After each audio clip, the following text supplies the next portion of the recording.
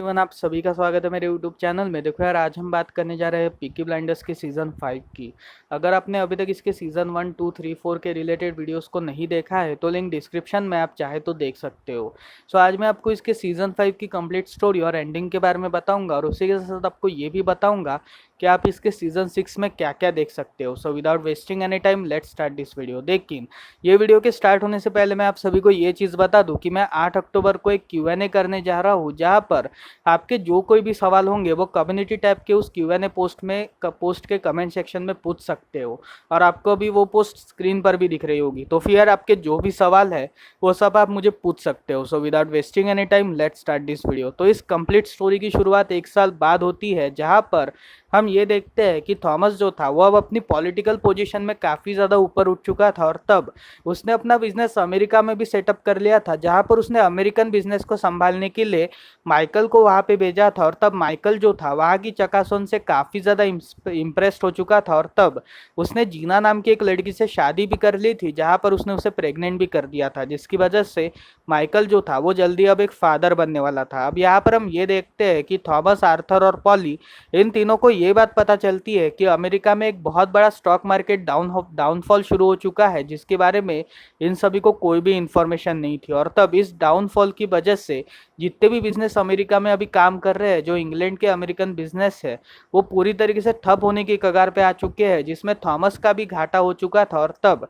उसके कम से कम 2 लाख पाउंड्स वगैरह पूरी तरीके से बर्बाद हो चुके थे, जिसकी वजह से उसने ये पूरा इल्ज़ाम माइकल पे लगाया था, क्योंकि माइकल ने ये प्रेडिक्ट किया था कि आने वाले साल में उसे काफ़ी ज़्यादा मुनाफा होने वाला है। पर वो इस चकाचौंध पे इतना ज़्यादा फिदा हो चुका था कि उसने इस कंप्लीट नुकसान के बारे में इग्नोरेंस ही किया, जिसकी वजह से थॉमस ने अब ये डिसाइड किया था कि वो माइकल को वापस ब्रिम्बिंगम ले आएगा, जहाँ पर ब्रिम्बिंगम में वो उससे बुलाकर थोड़े समय के लिए बिजनेस से ऑफ रखेगा, ताकि बिजनेस से ऑफ रखने के बहाने वो उसे थोड़ी बहुत सलाह मशवरा कर सके, जिसकी वजह से पॉली और आर्थर इन दोनों को माइकल को ले जाने के लिए भेज दिया जाता है। अब यहाँ पर हम ये देखते हैं कि थॉमस जो था वो फिन फिन एक्चुअली उसका जो भाई कजिन ब्रदर था फिन और उसके साथ एमराडा, इन सभी को एक चाइनीज बिजनेसमैन को मारने के लिए भेजा गया था, जहां पर ये सभी लोग उस चाइनीज बिजनेसमैन को मारने में सक्सेसफुल हो चुके थे। और यहाँ पर माइकल जब ब्रिम्बिंगम आता है, तब पॉली और आर्थर वो उसे पिकअप कर थॉमस के पास ले जाते हैं, जहां पर थॉमस जो था वो उसे ये समझाने की कोशिश करता है कि तुमने जो किया है वो बहुत बड़ी गड़बड़ी है और उस गड़बड़ी की सज़ा हम सभी अभी भुगत रहे हैं, जिसकी वजह से तुम्हें थोड़े समय के लिए इस बिज़नेस से ऑफ रहना पड़ेगा। जहाँ पर माइकल जो था वो ये कहता है कि मैंने काफ़ी सारी प्लानिंग्स कर रखी है इस बिज़नेस को काफ़ी आगे बढ़ाने के लिए, जिसकी वजह से मैं तुम्हारी परमिशन की ज़रूरत चाहता हूँ। लेकिन यहाँ पर थॉमस उसकी बात को पूरी तरीके से डिनाई कर देता है, जिसकी वजह से माइकल जो था वो काफ़ी ज़्यादा गुस्सा हो जाता है और गुस्से में ही वो वहाँ से निकल जाता है। जिसके बाद हम ये देखते हैं कि थॉमस जो था वो अब थोड़ा सा परेशान हो चुका था, क्योंकि उसे ऐसा लग रहा था कि शायद माइकल उसकी पोस्ट लेना चाहता है, जिसकी वजह से माइकल को थोड़ा समय के लिए दूर रखना काफ़ी ज़्यादा सही होगा। अब यहाँ पर हम ये देखते हैं कि एक रेगुलर पार्लियामेंट मीटिंग के दौरान थॉमस की मुलाकात ऑसवर्ड मुस्ली नाम के एक शख्स से होती है, जो एक्चुअली एक बहुत बड़े पॉलिटिशियन और लेखक थे और वो काफ़ी टाइम से थॉमस के पार्टी के MP भी बन चुके थे, जहाँ पर उसे थॉमस की जो स्पीचेस थी वो काफ़ी ज़्यादा पसंद आती थी और तब वो थॉमस से दोस्ती करना चाहते थे। लेकिन यहाँ पर थॉमस ऑसवर्ड से थोड़े समय के लिए ही मिलता है, जिसकी वजह से वो ऑसवर्ड के बारे में ज़्यादा कुछ नहीं जानता। जिसके बाद हम ये देखते हैं कि एक अननोन रिपोर्टर थॉमस के पास आता है इंटरव्यू लेने, जहाँ पर वो इस इंटरव्यू में उससे कुछ ऐसे ऐसे सवाल पूछता है जो उसके पास्ट को रिसेंबल कर रहे थे और तब इन सवालों की वजह से शायद उसका पॉलिटिकल करियर पूरी तरीके से बर्बाद हो जाता है, जिसकी वजह से थॉमस ने अपने कुछ आदमियों को बोलकर उस रिपोर्टर की हत्या करवाई थी। जहाँ पर उस रिपोर्टर की हत्या करवाने के बाद उसने इस पूरे केस को दबा दिया था, क्योंकि उसे अपने पॉलिटिकल करियर को भी बचाना था। जिसके बाद हम ये देखते हैं कि एमराडा जो था वो इस हादसे के बाद, मतलब उस चाइनीज बिजनेसमैन को मारने के बाद, वो अंडरग्राउंड हो चुका था, जहाँ पर अंडरग्राउंड के समय ही उसकी मुलाकात बिली बॉयज नाम के एक ग्रुप से होती है, जो उसके बेटे को तड़पा तड़पा के मारते हैं और एमराडा के भी छाती पे गोली मारते हैं, जहाँ पर वो उसे ये कहते हैं कि तुम्हें थॉमस को ये बात बतानी पड़ेगी कि उसके लिए मैसेज है, जहाँ पर जब तक तुम ये बात थॉमस को नहीं बताओगे तब तक हम तुम्हें नहीं छोड़ने वाले। जिसकी वजह से एमराडा जो था वो काफ़ी ज़्यादा नाराज़ और काफ़ी ज़्यादा इमोशनल हो चुका था, क्योंकि उसके बेटे की उसके सामने हत्या हो गई थी, जिसकी वजह से वो ये चाहता था कि जल्दी से जल्दी वो उस बिली बॉय से बदला ले, लेकिन उसके पास ताकत नहीं थी, जिसकी वजह से वो थॉमस के पास जाने के लिए निकला था। अब यहाँ पर हम ये देखते हैं कि लिजी और लिंडा ये दोनों जो थे, इसमें से लिंडा जो थी वो आर्थर को इस कंपनी का मालिक बनवाना चाहती थी, जहाँ पर आर्थर के पास ऑलरेडी इस कंपनी के ऑफिशियल राइट्स है, लेकिन इस कंपनी की पूरी प्लानिंग थॉमस करता है, जिसकी वजह से वो ये चाहती थी कि आर्थर के पास इस कंप्लीट प्लानिंग का जिम्मा पहुंचे। लेकिन यहाँ पर आर्थर जो था वो थॉमस के लिए काफ़ी ज़्यादा लॉयल था, जिसकी वजह से वो लिंडा की इस रिक्वेस्ट को रिजेक्ट कर देता है। और तब लिंडा जो थी वो लीजी के साथ मिलकर एक नया बिजनेस प्रपोजल क्रिएट करती है, जहाँ पर वो इस बिजनेस को कम्प्लीटली अपग्रेड करने की कोशिश कर रही थी। एक्चुअली इस बिजनेस को कम्प्लीटली अपग्रेड करने के बाद उसका जो बिजनेस है वो एक नए चरण पे पहुंच जाएगा, क्योंकि उसके बिजनेस को एक नए अपग्रेडेशन की काफ़ी ज़्यादा ज़रूरत थी। और जब लिंडा और लिजी इसके बारे में थॉमस और आर्थर से बात करते हैं, तब वो दोनों इस ऑफर को रिजेक्ट कर देते हैं, जहाँ पर लिंडा जो थी वो अब काफ़ी ज़्यादा आर्थर से नाराज़ हो चुकी थी, और तब वो आर्थर से थोड़ा समय दूर रहने लगी थी। जहाँ पर लिजी जो थी वो भी अब थॉमस से थोड़ा बहुत नाराज़ हो चुकी थी, पर वो थॉमस को छोड़ने की इच्छा में नहीं थी। जहाँ पर हम ये देखते हैं कि रात के समय थॉमस के घर पर एमराडा और उसका एक आदमी आता है, थॉमस का एक आदमी, जहाँ पर एमराडा ने उस आदमी को, मतलब थॉमस का जो आदमी था, उसे काफ़ी बुरी तरीके से पीटा था, और उसने ये कहा था कि उस आदमी की वजह से ही उन्होंने मेरे बेटे को मारा है, और तब बिली बॉयज तुम्हारे पीछे है, जिसकी वजह से तुम्हें बिली बॉयज को पूरी तरीके से ख़त्म करना पड़ेगा, नहीं तो मैं इसे शूट कर दूंगा। जहाँ पर थोड़ी बहुत फायरिंग होती है, और तब लिजी जो थी वो इस बात से काफ़ी ज़्यादा नाराज़ हो चुकी थी, जिसकी वजह से वो भी बंदूक लेकर बाहर निकलती है, और तब इन सभी को घर से बाहर निकाल देती है। जिसके बाद हम ये देखते हैं कि थॉमस जो था वो अब काफ़ी ज़्यादा परेशान हो चुका था, क्योंकि अमेरिका में एक तो उसका बिजनेस पूरी तरीके से ठप हो चुका था, और तब वो अपने पार्लियामेंट में भी थोड़ा बहुत फोकस नहीं कर पा रहा था, जिसकी वजह से वो एक दिन आर्थर और माइकल इन दोनों को अपने साथ ले जाता है, जहाँ पर उसकी मुलाकात वापस ऑसवर्ड से होती है। अब यहाँ पर ऑसवर्ड जो था वो उसे ये ब्लैकमेल करने की कोशिश करता है कि तुमने उस रिपोर्टर की हत्या करी थी, जिसकी वजह से मैं चाहता हूँ कि तुम मेरे साथ मिलकर एक पार्टी क्रिएशन करो, और अगर तुमने ऐसा नहीं किया तो मैं तुम्हारे जितने भी काले करतूते हैं वो सब पार्लियामेंट के सामने लेकर आऊंगा, जहां पर तुम्हें पार्टी से निकाल दिया जाएगा। और अगर तुम्हें पार्टी से निकाल दिया गया तो तुम्हें जितने भी अभी प्रेफरेंस मिल रहे हैं और जितने भी तुम्हारे फायदे हो रहे हैं वो सब नुकसान में चले जाएंगे, जिसकी वजह से तुम्हें मेरे साथ ही मिलना पड़ेगा। जहां पर थॉमस डेस्परेटली, मतलब थॉमस ना चाहते हुए भी इस रिक्वेस्ट को एक्सेप्ट कर लेता है। जिसके बाद हम ये देखते हैं कि थॉमस जो था वो अब नए जो मतलब थॉमस जो था वो अपने बार में बैठा हुआ था लोगों के प्रॉब्लम सुनते हुए, जहाँ पर एक चाइनीज बिजनेसमैन चैंग नाम का उससे मुलाकात करता है। और तब आर्थर जो था वो चैंग को देखकर थोड़ा सा हैरान होता है, क्योंकि कुछ समय पहले चैंग को ही मारने के ऑर्डर्स आर्थर और उसे ऐसा थॉमस ने पास ऑन किए थे, लेकिन यहाँ पर चैंग जो था वो कैसे तो भी करके बच गया था, जिसकी वजह से चैंग थॉमस और आर्थर इन दोनों को ये कहता है कि मैं जल्दी ओपीएम का पूरी तरीके से धंधा करने वाला हूँ, और तब मुझे तुम्हारी ज़रूरत पड़ेगी, जिसकी वजह से अगर तुम चाहो तो मेरे साथ काम कर सकते हो। जहाँ पर आर्थर और थॉमस ये दोनों उस ओपीएम को थोड़ा बहुत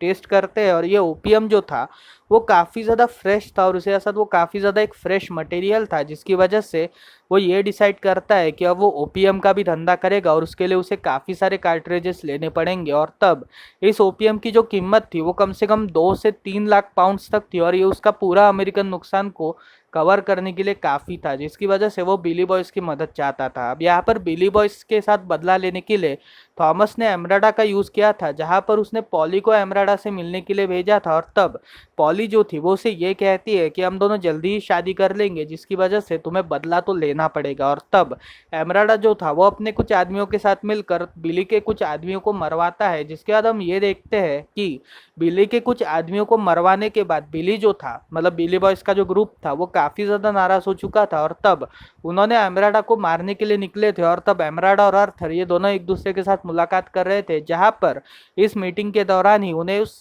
बिली बॉयज़ की खबर मिलती है, जिसकी वजह से वो बिली बॉयज़ के लिए एक हैंड ग्रेनेड छोड़ते हैं, जहाँ पर उस हैंड ग्रेनेड के फटने की वजह से बिली बॉयज़ के कुछ आदमी मारे गए थे, लेकिन उनका हेड नहीं मरा था। जिसके बाद हम ये देखते हैं कि अगले दिन थॉमस जो था वो बिली बॉयज़ के हेड के साथ एक मीटिंग करता है, जहाँ पर वो उनसे पूरी तरीके से एक बिजनेस कॉम्प्लीशन करता है, और तब वो उनसे ये कहता है कि तुमने मेरे आदमी को मारा, मैंने तुम्हारे आदमी को मारा, जिसकी वजह से हम दोनों के भी जितने भी झगड़े थे वो सब खत्म हो चुके हैं, और तुम्हें मेरे साथ काम काम करना ही पड़ेगा, जहाँ पर बिली बॉयज का जो हेड था वो इस बात को एक्सेप्ट कर लेता है और तब ये सभी लोग ओपीएम की तैयारी में लगे थे। अब यहाँ पर हम ये देखते हैं कि आर्थर को लिंडा के बारे में पता चल जाता है, जहाँ पर उसे ये बात पता चलती है कि आप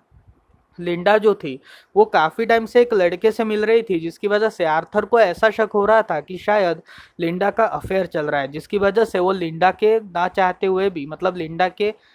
लिंडा को पता ना चले, उसी वजह से वो उस लड़के के बारे में कंप्लीट इन्फॉर्मेशन निकालवाता है, जहाँ पर वो उस लड़के को काफ़ी बुरी तरीके से पीटता है और उसकी पूरी शक्ल को पूरी तरीके से जला देता है, जिसकी वजह से वो पूरी तरीके से अब जल चुका था और उस लड़के का ऑपरेशन चल रहा था। जहाँ पर हम ये देखते हैं कि आर्थर जो था वो थॉमस के साथ वापस मिल जाता है, जहाँ पर ये तीनों लोग, मतलब इनकी जो पूरी फैमिली थी, ये एक पॉलिटिकल पार्टी में जाती है, जहाँ पर इस पॉलिटिकल इवेंट में इनकी मुलाकात ऑसवर्ड से होती है। और तब इनकी मुलाकात ऑसवर्ड से होने के बाद ऑसवर्ड जो था वो इन सभी को ये डील प्रोवाइड करता है कि हम सभी अगर फैसिस्ट पार्टी यानी यहूदी लोगों को इस इंग्लैंड से हटा दे तो फिर एक बहुत बड़ा फ़ायदा हम सभी को होगा और ये फ़ायदा हम सभी के लिए काफ़ी ज़्यादा अच्छा होगा, जिसकी वजह से हम सभी को इन यहूदी लोगों को हटाना पड़ेगा। और तब थॉमस को इस बात को मानना पड़ा था, जहाँ पर उसने ये डबल गेम खेलने की कोशिश करी थी कि जब इस ओपिनियम की पूरी तरीके से डीलिंग हो जाएगी तब इस ओपीएम के डीलिंग के बाद वो पूरी तरीके से इस बिजनेस में लग जाएगा, जहाँ पर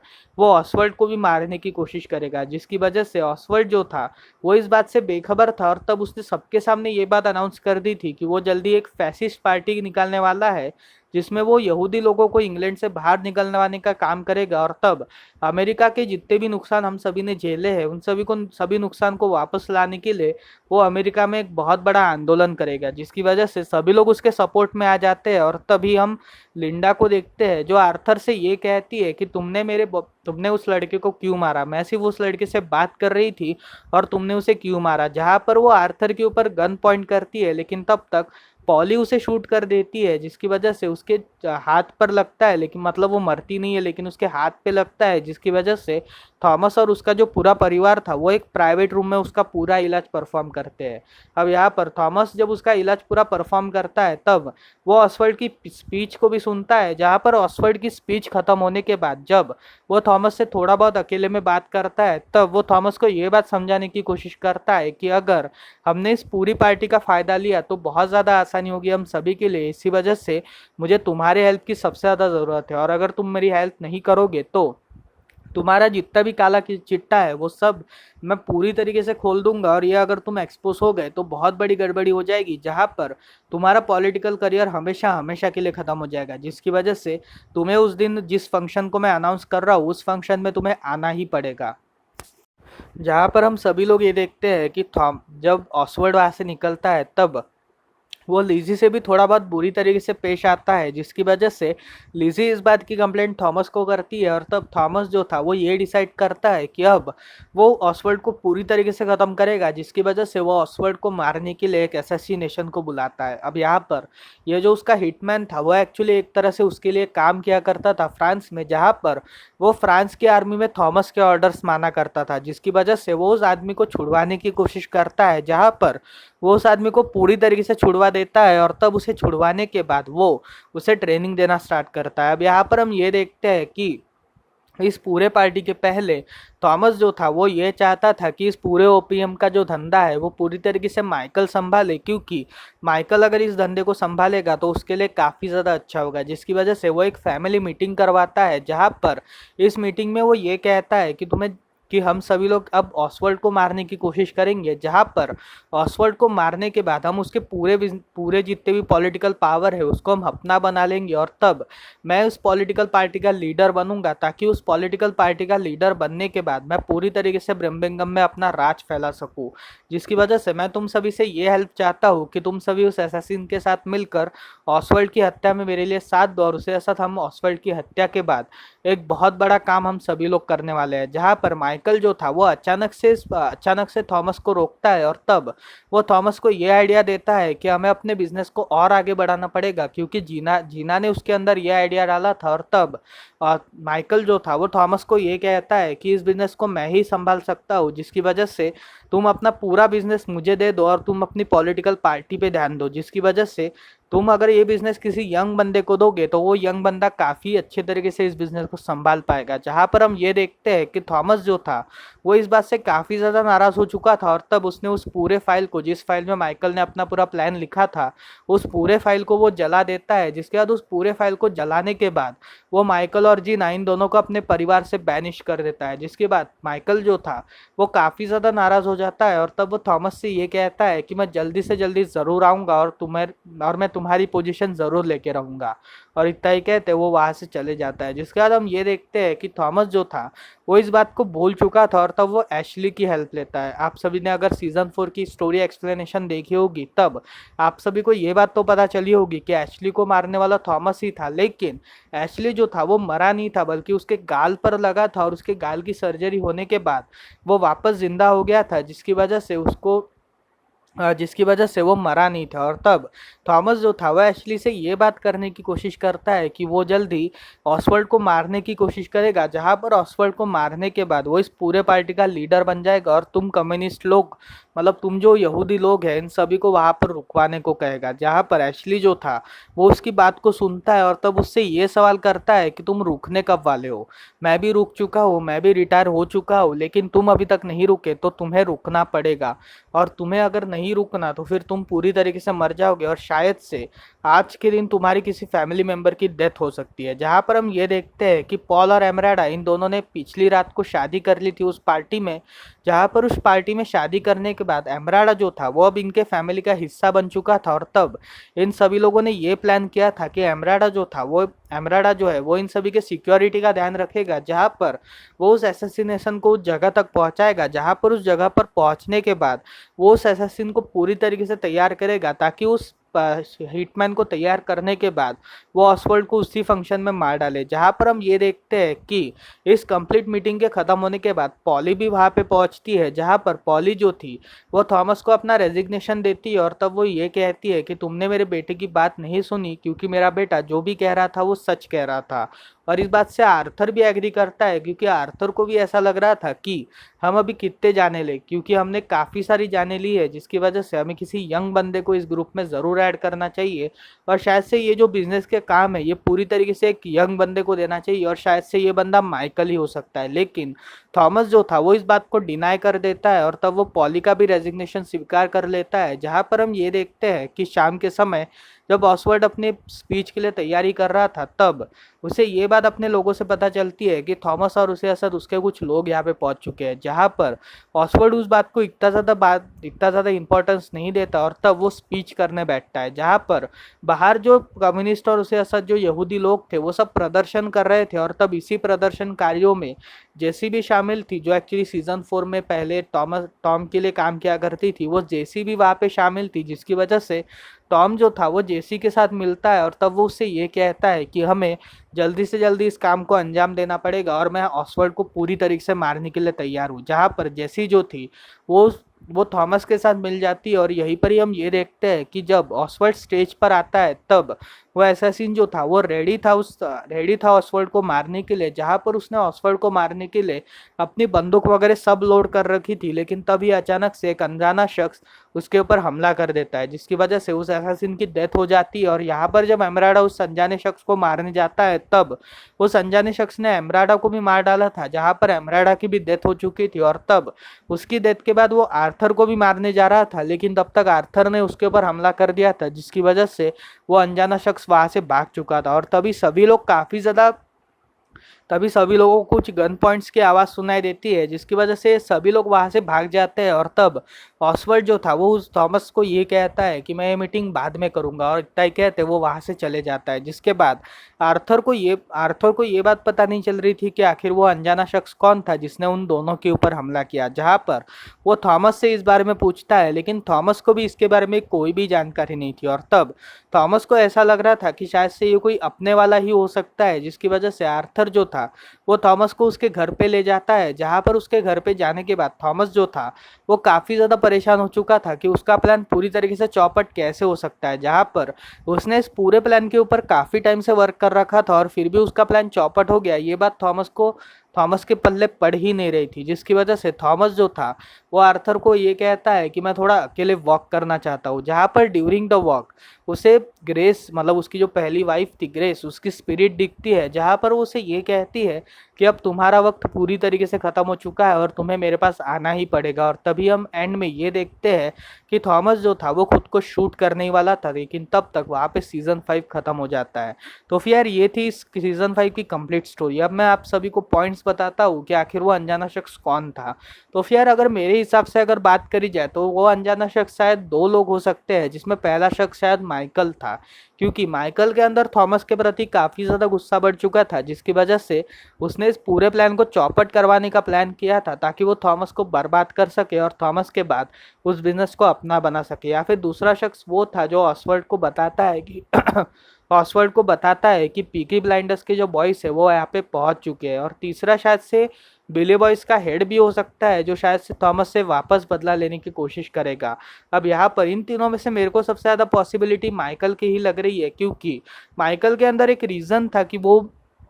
थॉमस से बदला लेना चाहता था, इसी वजह से उसने ये सब किया होगा। और उसी के साथ माइकल ही शायद इस सब का मेन कल्प्रिट होगा। लेकिन ये तो हमें सीज़न 6 में पता चलेगा, जो शायद से 2021 में रिलीज़ होगा। तो फिर तब तक के लिए हम सभी को रुकना पड़ेगा। देखो यार, इस सीज़न मतलब ये जो पूरी पीकी ब्लाइंडर सीरीज़ है ये काफ़ी ज़्यादा यूनिक है और काफ़ी ज़्यादा अच्छी है। तो फिर मैं आप सभी को यही स्ट्रांगली रिकमेंड करूँगा कि आप सभी इस सीरीज़ को ज़रूर एक बार देखिएगा। और आप सभी के लिए मैं ल्यूसीफर की भी वीडियो जल्दी ही लाऊंगा, जहाँ पर इस वीडियो के ख़त्म होने के बाद मैं ल्यूसीफर के ऊपर भी वर्क करना स्टार्ट करूँगा। सो मिलते हैं अगली वीडियो में, तब तक के लिए बाय बाय।